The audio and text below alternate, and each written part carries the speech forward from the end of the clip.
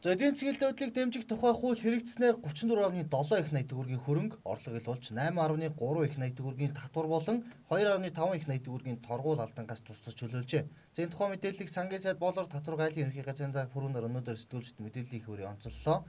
За ил болсон хөрөнгө орлогын энэхүү мөнгөнд нь цаашиж өсөх боломжтой юм. За учир нь урьдчилсан мэдээгээр ийм дуу гарсан. За энэхүү орлогыг ил болохтой холбоотойгоор иргэд аж ахуйн нэгжүүд 21275 санхүүгийн тайлан, за 89394 татварын тайлан, 4165 нийгмийн даатгалын тайлан, за 8140, за гайлын нөхөн мэдүүлгийг холбогдох байгууллагуудад хүргүүлж 647 төрлийн төрөнгийн болон 744 хуулийн этгээдийн бүртгэлд 1176 гадаг нэмэлт өөрчлөлт оруулсан байна. Эдийн засгийн төлөвлөлтийг дэмжих тухай хуулийн хүрээнд нийгмийн даатгалын шимтгэл болон улсын тэмдэгтийн хураамжийг чөлөөлөөгүй тул зээл болж буй цалингийн сантай холбоотой 15.6 тэрбум төгрөгийн нийгмийн даатгалын шимтгэл төсөв төвлөрчээ. 2007 онд бол энэ бас татварын өршөөлийн хууль гарч ирсэн. За энэ үедээ харьцуулахад бол одоо үр дүн бол бас эрс ялгаатай байгаа. За тэр үед бол зүгээр харьцуулаад би та нарт нэг тоо хэлэхэд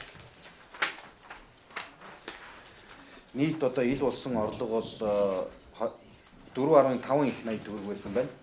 За энэ оных бол одоо 34.7 их найт гэдэг бол одоо тэр үеийнхтэй харьцуулахад бол нэлээд том одоо тоо гарч байгаа. За мөн одоо үйл ажиллагаа явуулдаг татвар төлөгчд тийм ээ энэ татвар төлөгчдийн оролцсон байдлыг харахад 2008 онд бол 14.2% оролцоотой байсан бол за энэ оны хувьд бол 28.4% гэсэн ийм одоо үр дүн гарсан байгаа. За нийт 27665 аж ахуйн нэгж байгууллага хуульд хамрагдахаар ил тодын тайлан гаргахаар хүсэлт илгээснээс 21275 тайланг баталгаажуулсан байна.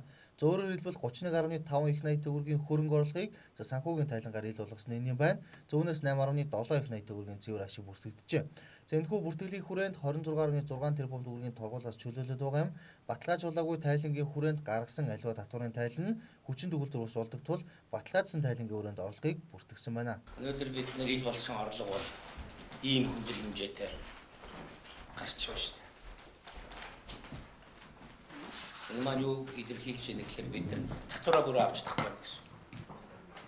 Төрөл засгийн ажлын чадамж гэдэг бол өөрөө хуулиар тогтоогдсон орлого татварыг бүрэн авч чаддаг байхнаас бид нар дотоодын нийт бүтээгдэхүүнээс илүү гарцсан хэмжээний орлогыг энэ цөөхөн жил хугацаанд хурааж авч чадаагүй.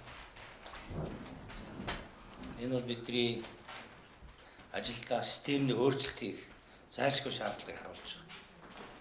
Өөр нэг айлын бацаагч өгөөгөө нөгөөх нь нууж хаагаад ингээ явдаг нэг дэц төгсгөлгүй энэ цикл маань цаашдаа ийм байдлаар явж болохгүй гэдгийг харуулж байна. За гайл татварын ерөнхий газар нийт 5 төрлийн татварын хүрээнд 88394 тайлангаар 34.2 их найт төгрөгийн үнэлгээ бүхий хөрөнгө орлого ил болж 8.2 их найт төгрөгийн татвараас тусгаж чөлөөсөн байна. Энэхүү тайлангийн хүрээнд 246 их найт төгрөгийн торгуулаас чөлөөсөн байна. За энэ дунд гайлын байгууллагад мэдүүлэх онцгой албан татвар, нэмэгдсэн өртгийн албан татвар болон гайлын албан татвар ороогүй юм а. За харин улсын бүртгэлийн ерөнхий газар нийт 399.9 тэрбум төгрөгийн үнэлгээ бүхий 647 төрлийн төрөнгийн бүртгэл хийгдсэн байна. 744 хуулийн этгээдийн бүртгэл 1176 удаагийн нэмэлт өөрчлөлт оруулж 428.5 сая төгрөгийн торгуулаас чөлөөлжээ. За мөн хуулийн хугацаа дуусах үе зарим аж ахуйн нэгж хамрагдаж чадаагүйгээс гадна бүртгэлийн систем ажиллахгүй байгаа талаар гомдол гарсан байна. За энэ талаар мэдээллийг бид эргэн өргөх болно.